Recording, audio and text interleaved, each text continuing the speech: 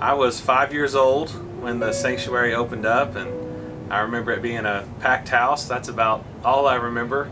But I loved growing up here at Olivet. I remember at 15 I accepted Christ on the steps of the sanctuary. Scratch Purser led me to Christ. A few years later, I accepted the call of the ministry in the same sanctuary. I remember coming back a few years later and being allowed to be the youth pastor here for a few years and leading kids to Christ on those same steps, and I'll always remember that. When we first came, I was singing in the choir, and then I had to play the piano a few times, but then I had to play the organ for a funeral for the first time to ever play. And Kenneth Elmore was the music leader, and he said, "Oh, Maureen can help you."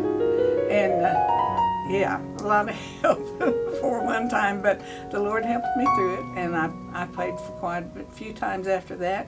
As a matter of fact, I think I probably played the organ about 25 years. I'm not really sure how long it was, but I enjoyed it immensely. It was a blessing to me. I don't know if anybody else got anything out of it, but I did. The Lord blessed me a lot. And then when they had the open house, well, Brother Barnes was the pastor here, and during his time, he's the one who led the church to buy this land and build this building. And he asked me if I would just play the organ during that time, and just not for anything special song or no singing or anything. It was just to fill in for people walking around the church and seeing how everything was going to be. And there again, I enjoyed it. Music means a lot to me. He had a deal come up, and it was from Ruby Jones. And on Wednesday night, when people came in, we were still working on the auditorium, and they would show or take a picture.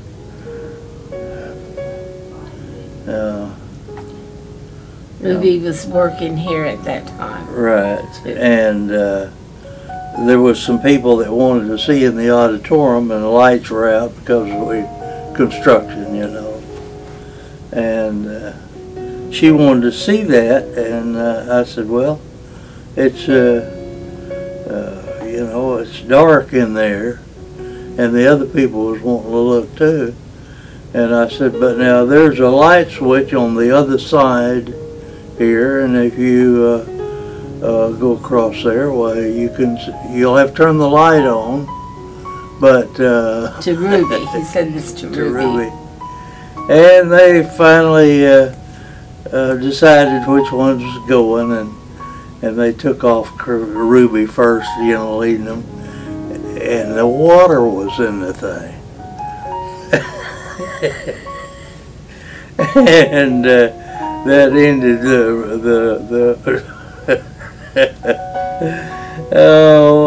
we have a lot of fun with that one.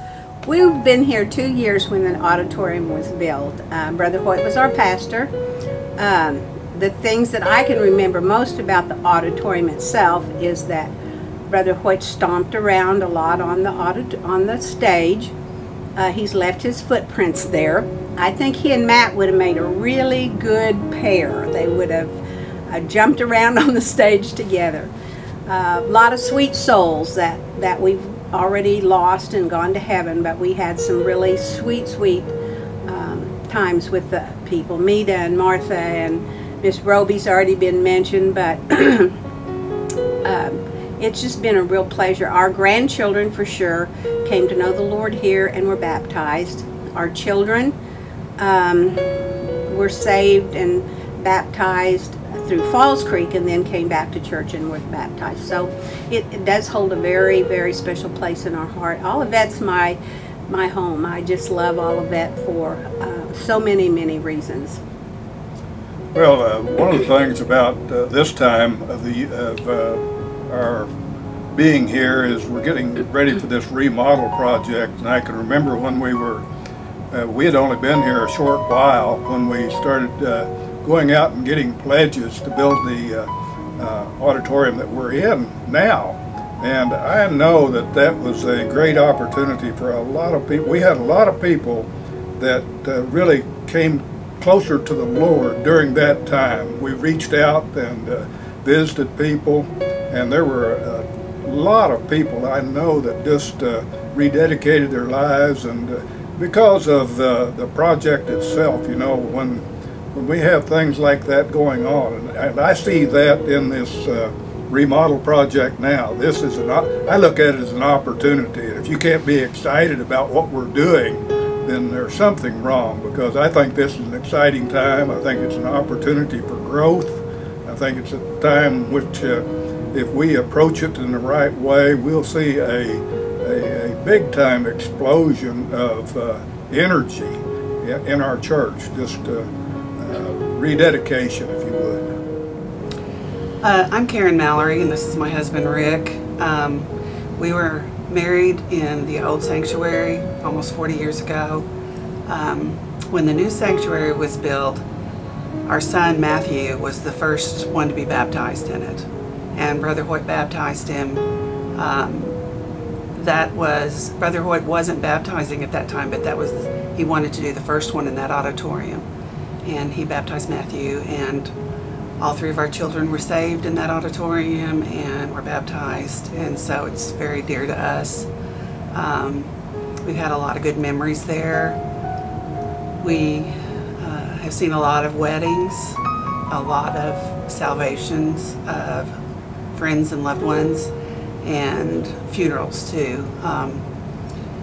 My precious mother-in-law, her funeral was in that auditorium. My brother's a year and a half ago, and then my father-in-law a year ago, and so it makes it very special to us. And when I went one time to Falls Creek as a counselor, and Scott was one of the youth there, and that's the only time I ever went. But Miss Roby, a wonderful elderly lady when we were younger, stood up in the auditorium and said that she knew that Scott was going to be the pastor someday in this church, and of course that came to be. So, well, as I think of our worship center, I'm reminded that the church is not a building, that actually our mission as a body of believers is not to build buildings, but it is to help people take their next step in the relationship with Jesus, that it truly is about people. But what makes this building so special to me is that it is a place where we gather for worship, fellowship, we grow in our faith together, we hear the gospel, we share the gospel and encourage one another. So really my great memories in this building is of people, the people of faith. In fact, many of you over the years who've been such a blessing to me and my family and encouraged me. Some of you taught me in Sunday school and high school, and others, you know, drove us to Falls Creek and have remained so faithful to the Lord over the years. And yet this is where we gather for worship. But the person that probably comes to my mind the most as I think of this auditorium is Brother Hoyt A. Duddle. In fact, he was not only our pastor, he was a mentor to me. I remember vividly his first sermon that preached here when this auditorium opened.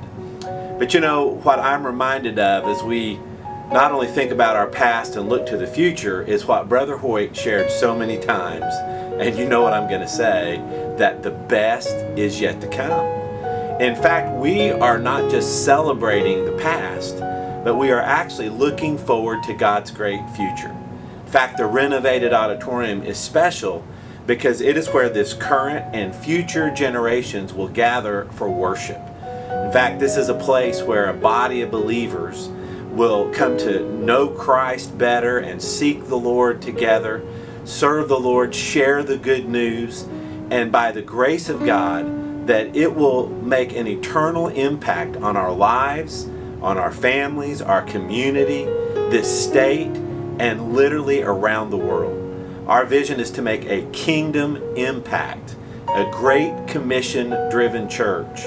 In fact, a church that is going to have a great commitment to make disciples. So with God on our side, we look forward to the future because the best is yet to come.